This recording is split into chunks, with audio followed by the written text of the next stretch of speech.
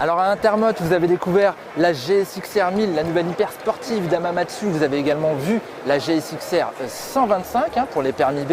Et bien aujourd'hui à Milan, on découvre la GSX-R 250 qui n'est pas une extrapolation de la GSX-R 125, c'est une autre moto, une Sport Touring au moteur 2,5 destinée directement au permis A2 mais également à tous les autres qui cherchent une moto raisonnable, peu chère mais moderne.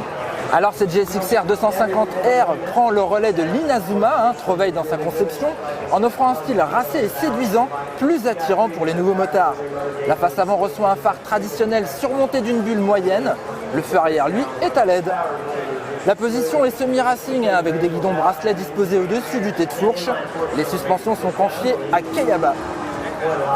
Le châssis reprend les cotes de celui de l'Inazuma avec une hauteur de selle un peu plus haute, 790 mm. Le poids s'affiche à 181 kg et les roues restent en 17 pouces. Par contre, le dessin des jantes et des disques est similaire au 125 avec là aussi un ABS Bosch 10. Côté moteur, la GSX-R 250R intègre le bicylindre de l'Inazuma que nous connaissions avec sa puissance modeste de 24,5 chevaux à 8000 tours. Le couple progresse un petit peu et on aura un moteur mieux rempli, donc plus agréable, en reprise entre 20 et 90 km/h. Ce bicylindre de 248 cm3 à refroidissement liquide et culasse de soupape, simple arbre à cam en tête, est associé à une boîte à 6 rapports. Il est bien sûr Euro 4 avec une faible consommation puisque Suzuki annonce 480 km d'autonomie avec le réservoir de 15 litres. Côté instrumentation, on retrouve celle très complète des nouvelles 125 GSX-R et S.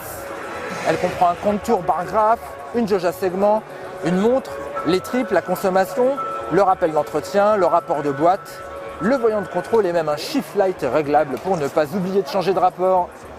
Alors cette GSX-R 250R sera disponible en bleu Suzuki mais également en blanc et en noir.